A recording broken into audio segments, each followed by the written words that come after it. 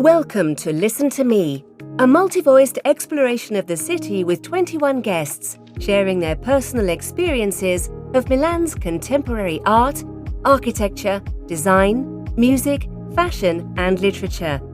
We explore each theme in 4 episodes. This is the 4th and final episode of our itinerary dedicated to design. It's a sacred place and an institution for us. I always visit that building with a bit of reverence despite the passing of time, despite the fact that I have already exhibited my work there and my work is part of the collection. It's always a sacred place for me. Per me è sempre un luogo sacro.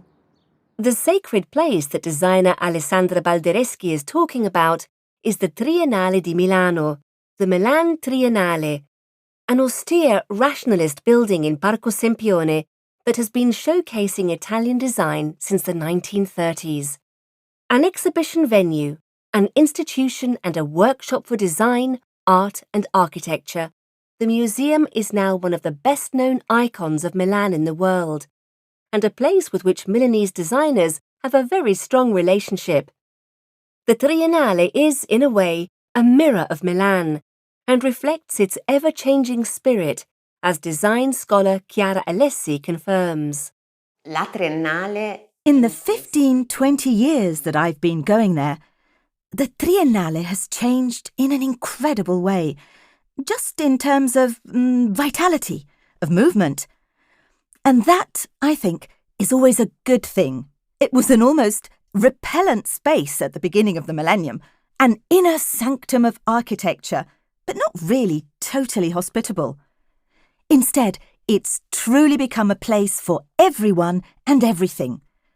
So there's been a great deal of work to involve the city and more, including tourism. Of course, it's an essential place for students coming to study in Milan, for those of us involved in research and history, for designers, and also, I think, for those who come from elsewhere and want to discover the city. I also think the story of how this Palazzo dell'Arte, Palace of Art, came into being is very beautiful. It was born when the Triennale, the exhibition that took place every 3 years, moved from Monza to Milan. E arriva a Milano. And in Milan, as Chiara Alessi tells us, the Triennale fits into Giovanni Muzio's Palazzo dell'Arte in perfect rationalist style, right next to Joe Ponti's Torre Branca or Branca Tower. Both buildings are perfectly preserved and can be visited today. Secondo me la cosa. I think that the wonderful thing this building has managed to do, just as an object, is to transform itself over time. But it did this from the very start, when back in the 1940s, Joe Ponti's tower became the first to emit FM radio transmissions. So, the Triennale adapts a great deal to what happens over time, and does so, I think, with a great deal of character. Credo anche con una grande personalità. The Triennale as a much-loved place involves not only designers, but anyone passionate about architecture and art. Let's hear from contemporary art historian Angela Vettese. The Triennale is definitely one of my favourite places, in the sense that I'm always very happy to go there. I was happy to see it come to life again, because for a long time it wasn't active or lively. I've also been amazed by the response it gets, because there have been events where more than once I haven't been able to get in because there was such a long queue. So it's a busy place. People don't think of it as something alien. However, I'd like even more. I mean, given the beauty of this building, we're talking about Milanese architecture here too. Something that's not flamboyant, but extremely worthy. This is Muzio's architecture, which borders on a fascist-style celebrativeness, but it is very beautiful and logical and combines the monumental with the intimate. The Triennale is also a favourite place of Anna Zegna, president of the Zegna Foundation. La Triennale sempre è come un teatro. The Triennale always seems like a theatre that portrays different aspects of the city. So, from the great masters of Italian design to exhibitions that seemingly have nothing to do with it, like Vito Mancuso's Plant Life, but which are certainly an element of research, thought and themes that the city itself deals with, which it questions, because it's part of our daily life. So, the Triennale is definitely a favourite place. Then you go up and see the garden, and maybe take a break during the summer, away from the traffic. Well, I think that's a nice gift that whoever designed the Triennale has given the city. Triennale ha fatto alla città. And the Triennale is a place to meet, socialise and read, where in good weather the Milanese love to have a spritz on the grass in the Café in Giardino, the garden café, next to one of the park's most fascinating sculptures, De Chirico's Bagni Misteriosi, or take refuge in the bookshop in bad weather to discover the latest trends in philosophy. You can visit the Triennale by taking the M1 or M2 metro line, getting off at the Cadorna stop and walking about 500 meters towards Parco Sempione, the large park behind the Castello Sforzesco, the Sforza Castle, one of Milan's most popular tourist sites. And on the subject of Castello Sforzesco, within its walls is the Museo dei Mobili e delle Sculture Lignee, the Museum of Furniture and Wooden Sculptures, which chronicles the history of Italian furniture from the Middle Ages to the present day, as design historian Anty Pansera tells us. A place that's a bit neglected and not very well advertised, but which in my opinion should really be seen, is the Furniture Museum at the Castello Sforzesco in Milan, which is part of the Museum of Decorative Arts.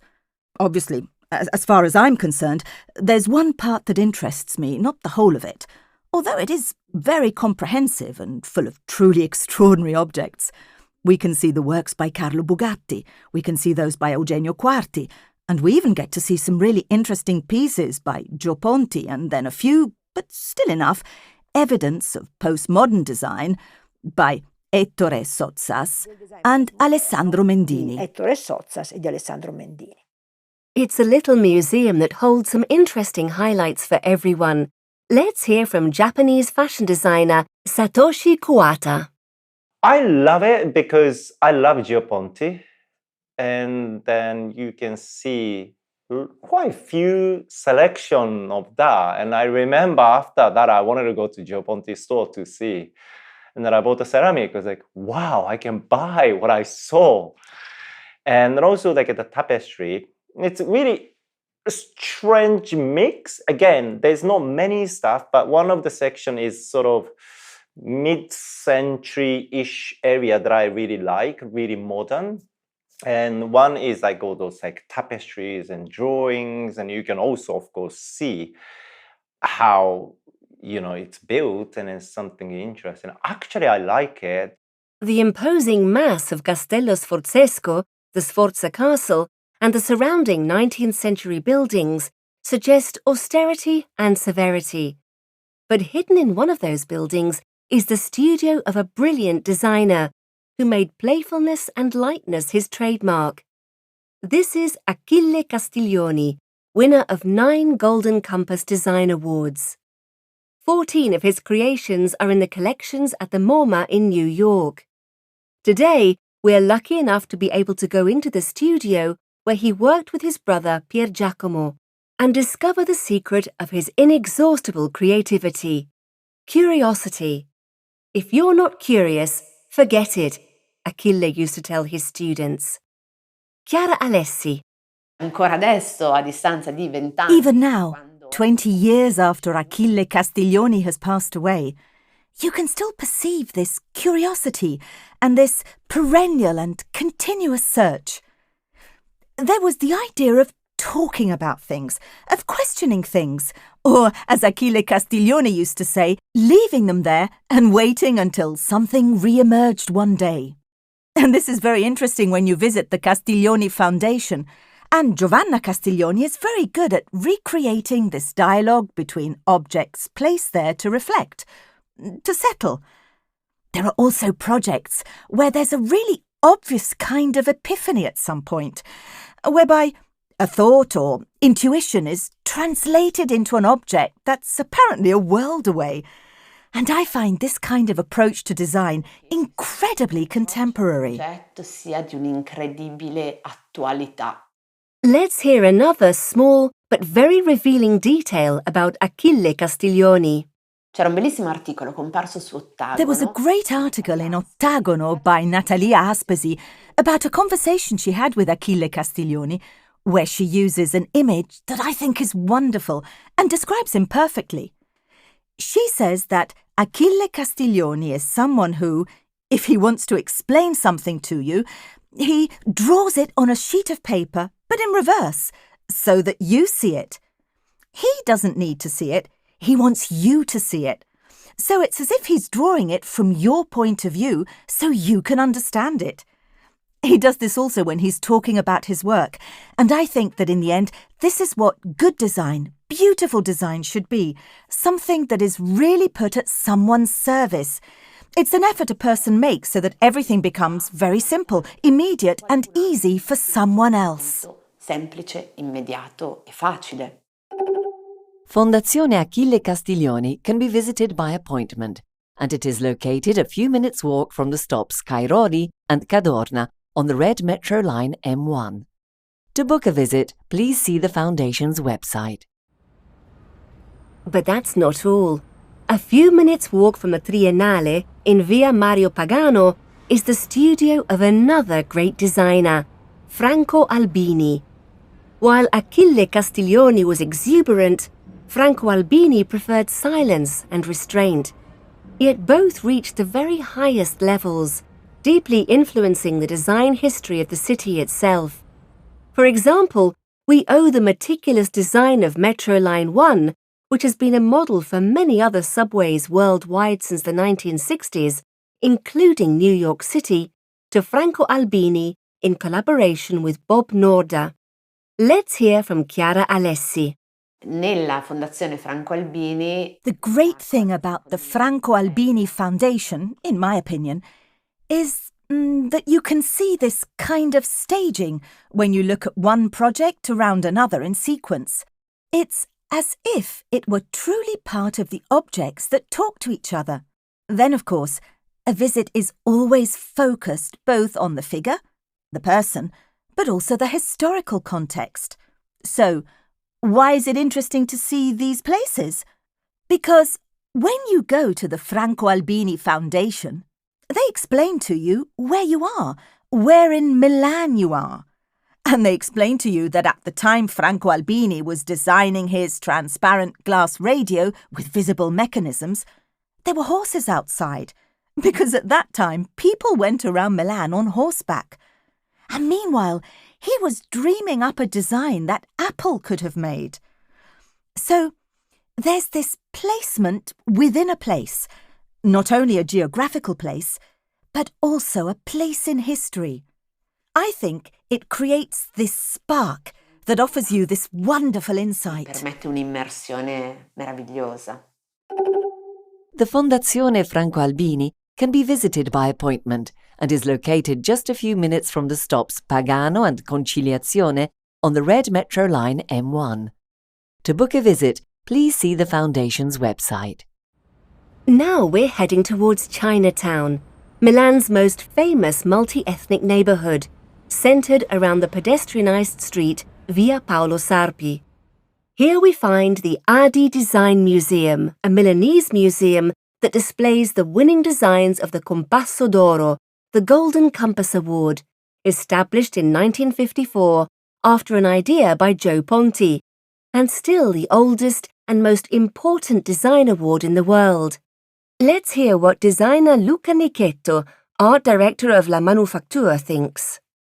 Diciamo che l'Adi Design Museum. The Adi Design Museum is like going to Hollywood to visit Oscar winners. I don't know how to put it. The Compasso d'Oro is the Oscar of design, although unfortunately, from my point of view, it's no longer what it was 20 years ago. But it's still the most well-organized prize, monitored, I think, in the right way, which has adapted to the times by discovering new types of design.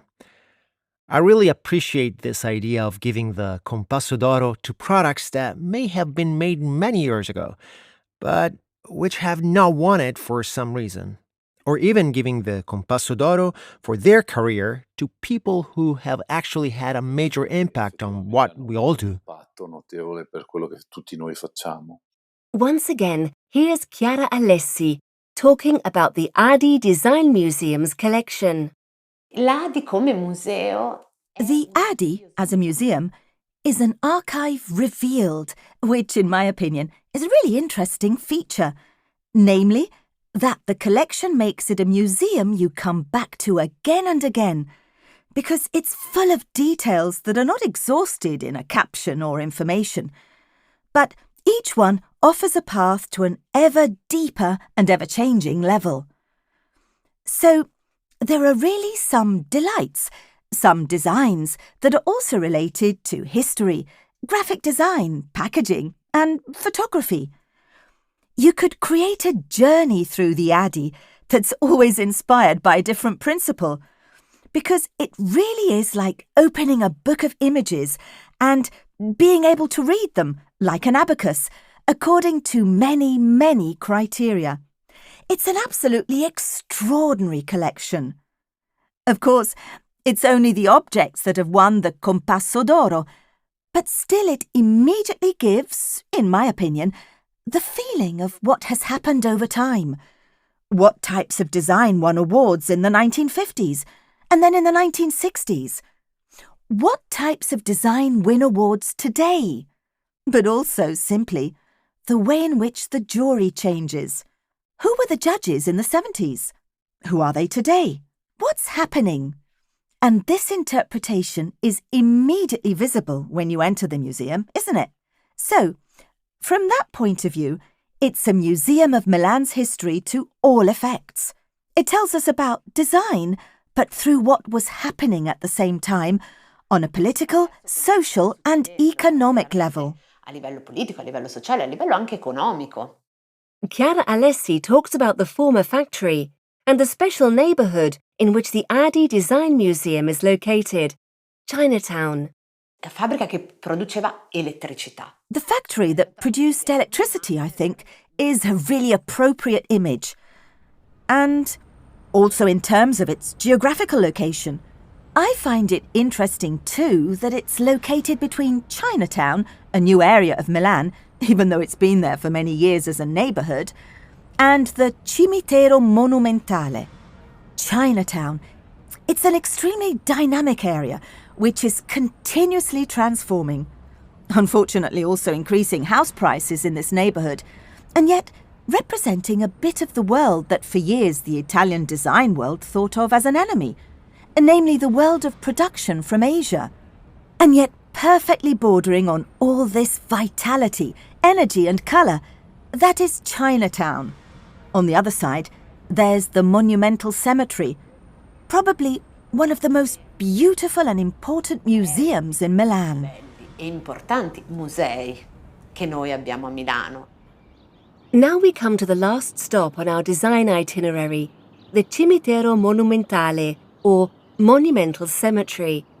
It's a real open-air museum where art, culture, religion and modernity combine.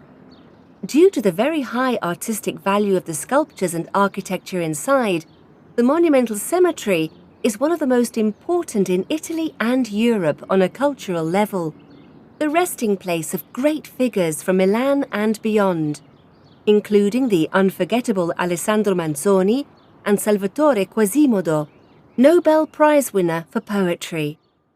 But what links the Monumental Cemetery to the theme of design? We ask Chiara Alessi. Spero che non suoni blasfema. I hope I don't sound blasphemous, but the Monumental Cemetery is a collection that's not only linked to the world of sculpture, but also to design. For example, the monument to the fallen in the Nazi extermination camps by the BPPR architectural practice is one of the cornerstones of new Italian design in the modern era. All the great masters of design are buried in the Monumental Cemetery. So It's like there's a kind of animistic interpretation, as if their spirits actually roamed that area. No? Per quella zona. Both Cimitero Monumentale and the Adi Design Museum are very close to the stop Monumentale on the purple metro line M5. Our itinerary dedicated to design ends here, but in the next itineraries, we'll take you on a discovery of fascinating and unexpected aspects of Milanese creativity. To listen to the next episodes, follow us on your favorite podcast platforms or visit www.casemuseo.it, where you can also buy the Casa Museo card to visit the Pol di Pezzoli Museum, the Bagatti Valsecchi Museum, and Villa Necchi Campiglio at a discount price. The Boschi di Stefano House Museum is free to visit.